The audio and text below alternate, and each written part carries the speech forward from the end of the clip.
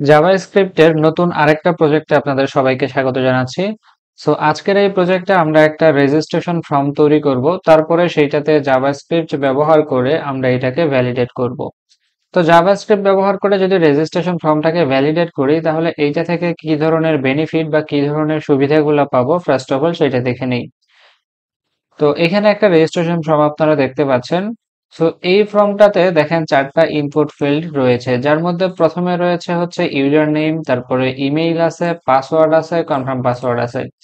যদি এই 4টা ইনপুট ফিল্ডের মধ্যে আমি কোনোটাকেই ফিল আপ না করি, মানে সম্পূর্ণ ফাঁকা রেখে আমি সাবমিটে ক্লিক করি, তাহলে সবগুলাতেই কিন্তু আসলে এরর দেখাচ্ছে।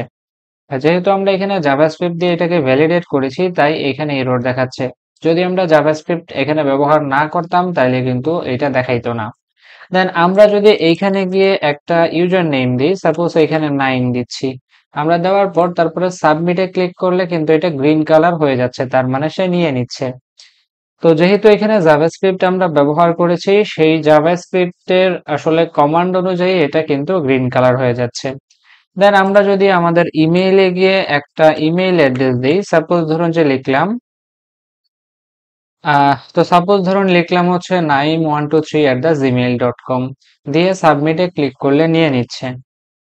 বাট ডট কম এর আগে এইখানে আমরা ডটটাকে যদি কেটে দেই, তাহলেই দেখবেন এটা আর নেবে না। ঠিক আছে, ডটটাকে কেটে দিছি।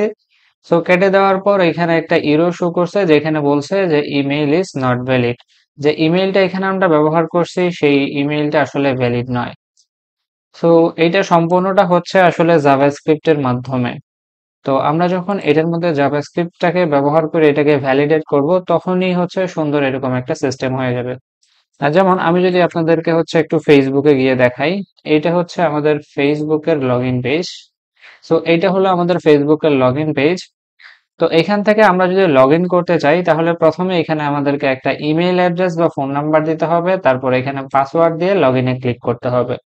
বাট যদি এখানে কোনো কিছুই না দিয়ে আমরা সরাসরি লগ ইনে ক্লিক করি, তাহলে কি হবে দেখেন। তো তাইলে দেখেন যে সে আমাদেরকে লগ ইন করতে দিচ্ছে না, সে আমাদেরকে একটা ইরর শো করতেছে। তো সেম জিনিসটাই কিন্তু আমাদের রেজিস্ট্রেশন ফর্মের ক্ষেত্রেও হচ্ছে। দেন আমরা যদি এখানে একটা পাসওয়ার্ড দেই, তো পাসওয়ার্ড হিসেবে সাপোজ আমরা দিলাম হচ্ছে নাইম123, তারপরে একটা $।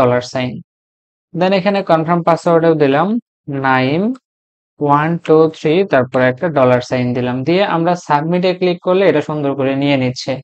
বাট যদি আমরা কনফার্ম পাসওয়ার্ডের জায়গায় যদি কিছু একটা ভুল দেই, ঠিক আছে, তো আমরা জানি যে আসলে এখানে পাসওয়ার্ড আর কনফার্ম পাসওয়ার্ড কিন্তু সেম দিতে হয়।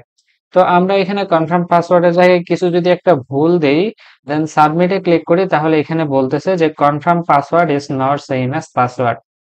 তো তার মানে হইলো যে কনফার্ম পাসওয়ার্ডটা আমরা দিছি, সেই কনফার্ম পাসওয়ার্ডটা কিন্তু আমাদের পাসওয়ার্ডের সাথে মিলে নাই। সো এইখানে আমাদের যে মেইন যে পাসওয়ার্ড, আমাদেরকে সেটার সাথে মিল রেখেই দিতে হবে, দিলেই তাহলে সে এখান থেকে নিয়ে নিচ্ছে। তো তাহলে এই যে সম্পূর্ণ প্রসেসটা যে হচ্ছে, সম্পূর্ণ প্রসেসটার জন্য দায়ী হচ্ছে জাভাস্ক্রিপ্ট। যখন আমরা জাভাস্ক্রিপ্ট ব্যবহার করে এটাকে ভ্যালিডেট করব, তখনই শুধুমাত্র এটা কাজ করবে।